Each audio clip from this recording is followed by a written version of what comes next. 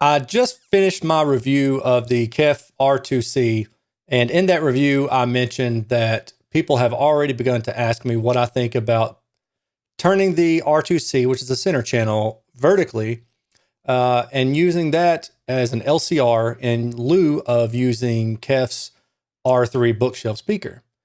So I'm going to provide you with a purely objective take on what I think as far as the comparison between those two speakers go. Again, I want to, just emphasize that I am talking about taking the KEF R2c center channel and turning it from horizontal to standing up vertically. And I'm comparing that to the KEF R3 bookshelf speaker. I don't really have the means to recall what I heard in the R3. I just know that I really like the speaker. There were some deficiencies, but they all showed up in the data. Same thing for the KEF R2C, and therefore I am going to keep this objectively based. First thing we're going to look at is the R3's spinorama data. And in this, one thing I do want to note real fast is that the scale of this is a little bit different than typical. And the reason for that is because the data in here kind of wants to exceed the bounds of the 50 decibel window and the y-axis.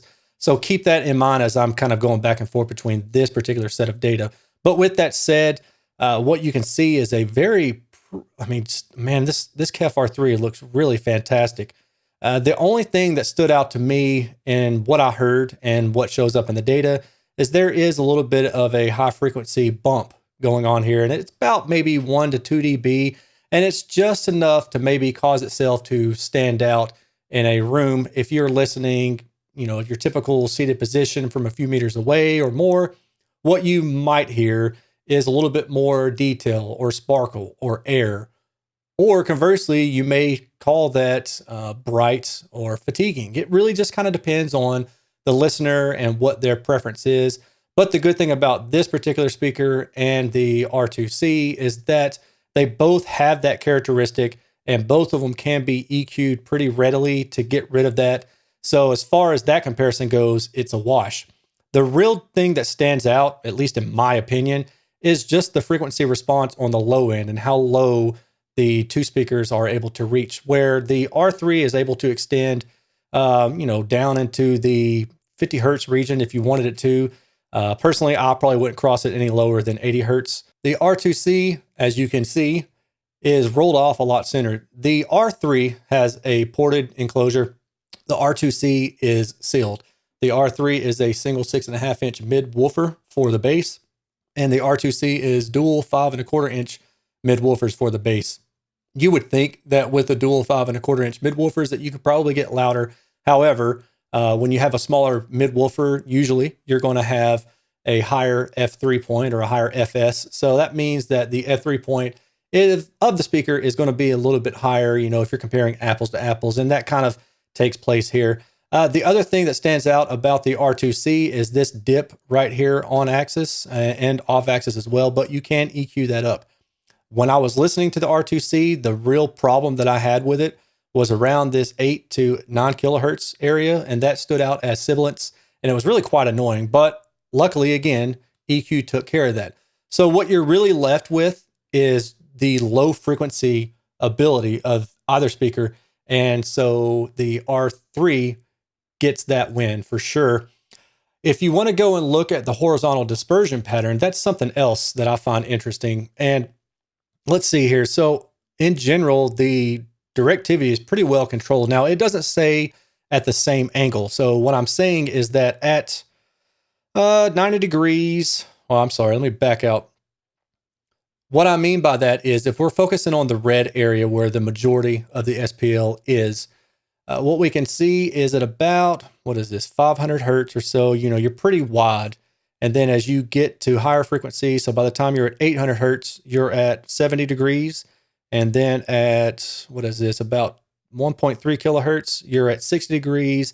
And then you kind of widen up again in that crossover region, and then you start narrowing up again.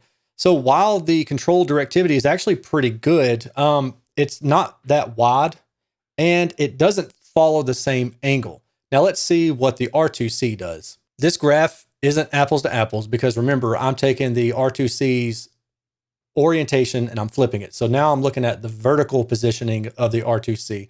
And then that's how you will compare to the R3.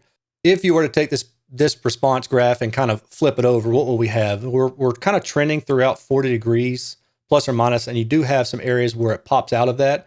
And then if we go back and we look at the R3, you can see that you're not really following the same trend line. I mean, you're much wider in the lower frequencies and you're kind of narrowing up. So it doesn't really have the same directivity pattern. My takeaway from that is the R3's directivity pattern is more uniform, but it's not constant. And what I mean by that is it kind of flows out linearly, but it doesn't follow that exact same angle. So the exact same angle, if it was always 40 degrees wide, then that would be what I would consider constant. What I consider this speaker as is more controlled directivity.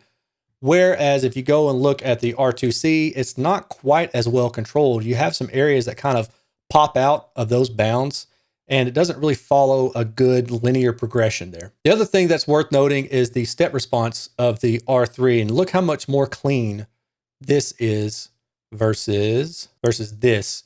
And I related in my R2C review, the areas that these little blips, I guess if you want to call them, show up, and they show up as resonances.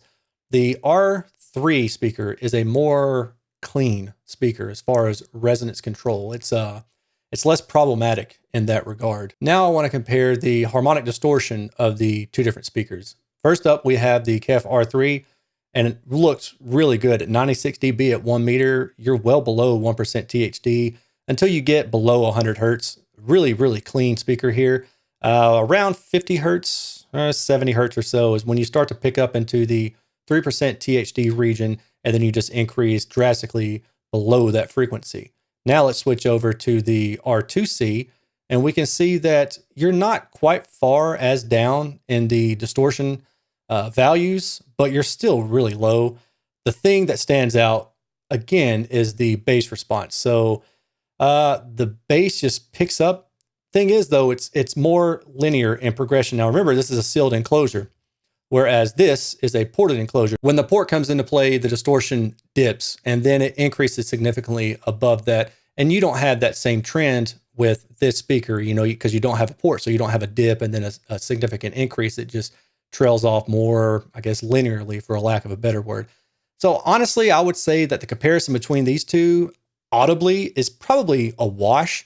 Unfortunately, I don't have the compression test for the R3 because I was not performing that at that point in time.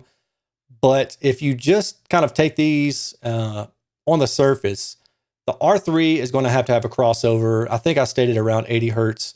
The R2C is at least going to need that, and probably as high as 100 hertz, depending on how loud you want to run your speakers.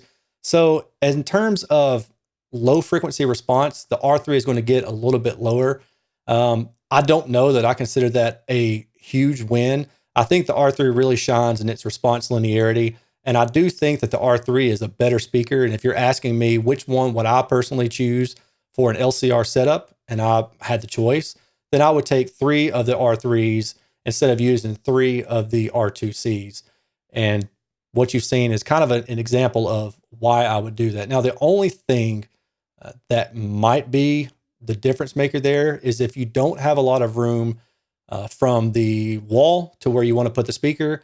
And the reason I say that is because the R3 is a rear ported speaker. So if you put it too close to the wall, you're going to effectively, choke off that port. If it's more than or less than, a few inches away, you could seal up that port, but then it makes it more like a sealed enclosure with one 6.5-inch woofer. And you probably won't have the dynamic range or headroom that the R2C has. But that's purely conjecture. That's a guess based on, some experience and what I'm seeing in the data. But again, just to sum all of this up, I would personally take 3 of the R3s in the ported configuration rather than 3 of the R2C, and that's why. So I hope you appreciate it. Hope you learned something, and I will talk to y'all later. Peace.